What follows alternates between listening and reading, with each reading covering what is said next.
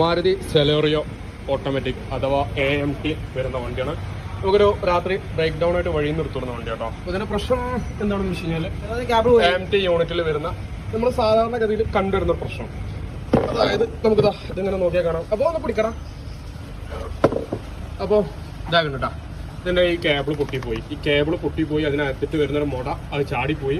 അതിന് ഹാങ്ങർ എന്നാണ് പറയുന്നത്. ആ സാധനം പൊട്ടിപ്പോയിട്ടുണ്ട്. അതുപോലെ തന്നെ അതാക്കി നമുക്ക് നോക്കിയാൽ കാണാം, ഇതിന് മൊത്തം ഓയിൽ ലീക്കേജ് ആണ്.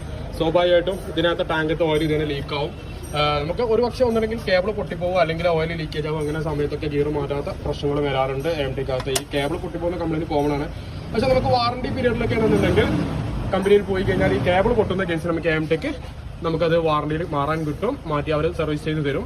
അല്ലാത്ത പക്ഷം വാറണ്ടി കഴിഞ്ഞിട്ടോ അല്ലെങ്കിൽ AMTയുടെ യൂണിറ്റിൽ വല്ല ലീക്കേജോ കാര്യങ്ങളോ എന്തെങ്കിലും വിഷയമാണെന്നുണ്ടെങ്കിൽ കമ്പനിക്കകത്ത് അവർ റീപ്ലേസ്മെന്റ്, അസംബ്ലി റീപ്ലേസ്മെന്റ് ചെയ്യുന്നുള്ളൂ. പക്ഷെ നമുക്ക് ഇതിന്റെ കിറ്റുകളും കാര്യങ്ങളൊക്കെ